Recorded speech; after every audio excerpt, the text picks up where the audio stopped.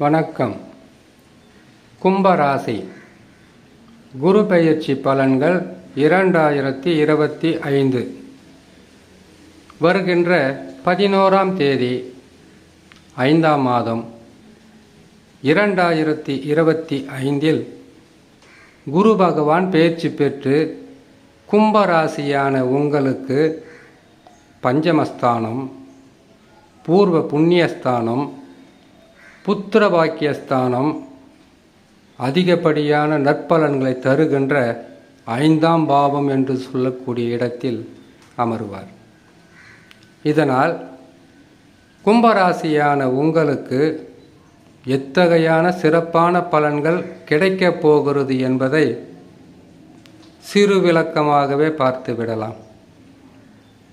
கும்பராசிக்காரர்களுக்கு கடந்த 2 ஆண்டுகளாக சொல்ல முடியாத அளவிற்கு துன்பங்களும் கஷ்டங்களும் நஷ்டங்களும், பொருள் இழப்பு, உறவுகளால் சிக்கல், சிலருக்கு தேவையில்லாத அரசாங்கத்தால் குழப்பங்களும் ஏற்பட்டிருக்கக்கூடிய வாய்ப்புகள் இருந்திருக்கும். காரணம் ராஜகிரகங்கள். ராஜகிரகங்கள் என்றால் சனி, ராகு, கேது, குரு பகவான். 4 ராஜகிரகங்களும் பாதகமாக அமர்ந்து அதிகப்படியான சோதனைகளையும் வேதனைகளையும் மான அவமான சம்பவங்களையும் சந்தித்து வந்த இந்த கும்பராசிக்காரர்களுக்கு 2025 4 ராஜகிரகங்களும் பயிற்சி பெற்று உங்களுக்கு நற்பலன்களை அள்ளி கொடுக்க தயங்காது. ஆனால் இது திடீர் தனலாபங்களாகவும் திடீர் பணக்கார யோகங்களாகவும் திடீர் வாழ்க்கையில் இருக்கக்கூடிய பிரச்சனைகளை முடித்துவிட்டு நல்ல நிலைக்கு வரக்கூடிய அமைப்பில் அமர வேண்டுமென்றால் 7.5 சனி முற்றிலும் விலக வேண்டும். அதனால் வரையில் சற்று பொறுமை காக்க வேண்டும் கும்பராசிக்காரர்கள். காரணம், ராகு கேது சரியில்லாத இடத்தில் அமர்ந்திருப்பது. சனி பகவான் 7.5 சனியில் 5 ஆண்டுகள் அவர் தரக்கூடிய அனைத்து பாதகங்களும் கொடுத்து கழிவு சனியாக விலகும்போது சிறிது சிறிதாக பறித்த அனைத்தையும் கொடுத்து கொண்டு வருவார், உயிரை தவிர. ஏன்னு கேட்டிங்கனாக்கா, ஒரு சிலருக்கு வீட்டில் சில தவறான விஷயம் நடந்திருக்கும். போன உயிரும் திரும்பி வருமானு கேள்வி கேட்கக்கூடாது இல்லையா? அப்படி இருக்கும்போது நீங்கள் இழந்த பொருளாதாரத்தை மீட்டு கொண்டு வருவதற்கு சனி பகவான் 7.5 சனியிலிருந்து முற்றிலும் விலகினால்தான் நற்பலன்கள் நடக்கும்.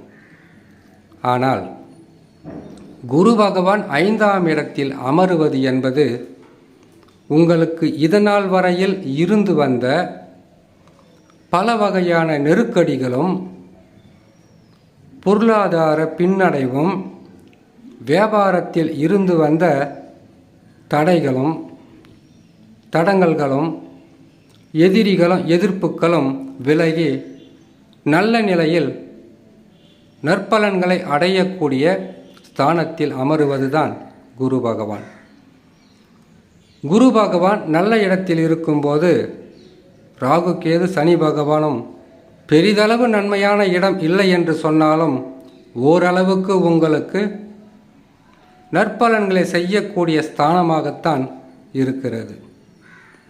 கும்பராசிக்காரங்க பெருசாக எதையும் மற்றவர்களுக்கு தொல்லைகளை கொடுக்கின்ற ராசியாக இருக்காது. அவர்கள் உண்டு, அவர்கள் வேலை உண்டு, குடும்பம் உண்டுன்னு தான் எப்போவுமே இருப்பீங்க. இருந்தாலும் அமைதியாக இருக்கக்கூடிய உங்களுக்கே இவ்வளவு கஷ்டங்களை கொடுத்து வந்த 4 ராஜகிரகங்களில்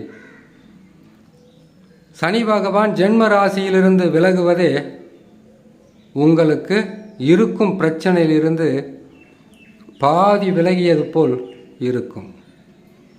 8ஆம் இடத்திலிருந்து எதிர்பார்த்திடாத நஷ்ட கஷ்டங்களை கொடுத்து வந்த கேது பகவான் விலகினாலே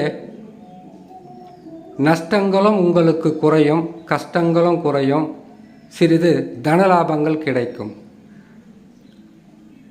2ஆம் இடத்திலிருந்து பல வகையான தவறான வழிகளில் செல்ல வைத்த ராகு பகவான் விலகுவது உங்களுக்கு இனிமேல் நாம் எதையாவது செய்து வாழணும் என்கின்ற நிலைமை மாறி இது செய்துதான் வாழ வேண்டும் என்கின்ற தெளிவான சிந்தனையுடன் செயல்படக்கூடிய ஸ்தானத்தில் ராகு பகவான். 3 கிரகங்களும் பாதகம்தான், சனி ராகு கேது. ஆனால் பெரிய பாதகம் சொல்ல முடியாது. இந்த இக்கட்டான சூழ்நிலையில் குரு பகவான் மாற்றம் பெற்று அமருவதுதான் உங்களுக்கு மிகப்பெரிய பலமாக இருக்கும். குரு பகவான் ஓராண்டு முழுக்க நற்பலன்களை தருவார் என்றால் தரமாட்டார். ஏன் கேட்டிங்கன்னாக்கா, குரு பகவான் பயிற்சி பெற்று அமர்ந்தால் 5 அல்லது 6 மாதங்கள் மட்டும்தான் நற்பலன்களை தருவார். குடும்பத்தில் கஷ்டங்கள் இருக்காது, துன்பங்கள் இருக்காது, பொருளாதார உயர்வு இருக்கும், கேட்ட இடங்களில் காசு பணம் கிடைக்கும். உறவுகளால், சொந்த பந்தங்களால், நட்பால் வெறுத்து ஒதுக்கப்பட்ட நீங்கள் கூட இனி அவர்களால் நற்பலன்களை அடைவதற்குண்டான வழிகளாக இருக்கும். வாழ்க்கையில் வளர்ச்சி பாதைக்கு உங்களை கொண்டு செல்லும். ஆனால் சில மாதங்கள் மட்டும்தான் இத்தகையான நற்பலன்கள் இருக்கும். 2 வருஷம் 3ஆம் இடத்தில் இருந்து உங்களுக்கு மிகப்பெரிய ஒரு பாதகத்தை செய்து வந்த குரு பகவான் 4ஆம் இடத்தில் அமர்ந்து உடல் நலத்தில் உறவுகளால் பல வகையான கஷ்டங்களை சந்திக்க வைத்த குரு பகவான் 5ஆம் இடத்தில் அமரும்போது உங்களுக்கு அள்ளி கொடுக்கின்ற ஸ்தானம்தான், இடம்தான். ஆனால் 7.5 சனி ஒரு பக்கம், ராகு கேதுக்கள் பாதகம் இன்னொரு பக்கம். 3 கிரகங்களையும் தாண்டி தான் உங்களுக்கு அதிகப்படியான வளர்ச்சி பாதைக்கு கொண்டு செல்ல முடியும். அப்படி 3 கிரகங்களையும் தாண்டி குரு பகவான் அள்ளி கொடுக்க வேண்டும் என்றால் இதற்கு உங்கள் சொந்த ஜாதகத்தில் நடக்கக்கூடிய தசா மிக வலிமையாக இருக்க வேண்டும். அப்படி இருந்தால் பாதகங்கள் குறையும், சாதக பலன்கள் அதிகரிக்கும். எவ்வளவு உங்களுக்கு நற்பலன்களை நான் சொன்னாலும் மன நிறைவு இருக்காது. காரணம், அவ்வளவு கஷ்டங்களை சந்தித்து இருக்கக்கூடியது தான் இந்த கும்பராசி. ஆனால் கடந்த ஆண்டுகளில் நடந்த பொருள் இழப்பு, வருமான குறைவு, சிக்கல், வியாபாரத்திலும் தொழிலிலும் ஏற்பட்ட பாதிப்புகள், வருமான குறைவால் நீங்கள் பட்டு வந்த அவதிகள், குடும்பத்தில் ஒவ்வொரு நாளும் நீங்கள் சிந்தி வந்த கண்ணீர், இது அனைத்திற்குமே ஒரு நல்ல வழி என்பது கட்டாயமாக கிடைக்கும். இதற்கு பிறகு குரு பகவான் 5ஆம் இடத்தில் அமரும்போது இது பூர்வ புண்ணியஸ்தானம் என்பதினால் பூர்வ புண்ணியஸ்தானத்திற்கு தக்கவாறு வளர்ச்சி பாதையில் உங்களை கொண்டு செல்வார். ஆனால் சற்று பொறுமையாகத்தான் நற்பலன்கள் நடக்கும். பொறுமை, நிதானம் மிக அவசியம் கும்பராசிக்காரர்களுக்கு. இனிமேல் பாதகம் என்பது பெரிதளவு இருக்காது. குரு பகவான் 5ஆம் இடத்தில் இருக்கும் வரைதான். அதற்கு பிறகு குரு பகவான் 5ஆம் இடத்தில் இருந்து மாறிவிட்டால் ரணரோக சத்ருஸ்தானத்திற்கு போயிடுவார். ஆகையால் 7.5 சனி முழுமையாக விலகும் வரையில் நன்மையும் தீமையும் அவ்வப்போது சில நற்பலன்களும் மாறி மாறி நடந்து கொண்டு தான் இருக்கும். இதில் எந்த விதமான மாற்றமும் இருக்காது. சற்று பொறுமையாகவும், எவ்வளவு வந்தாலும் சரி உங்களுக்கு இருக்கக்கூடிய பிரச்சனைகளை சரி செய்யத்தான் அது கரெக்டாக இருக்கும்.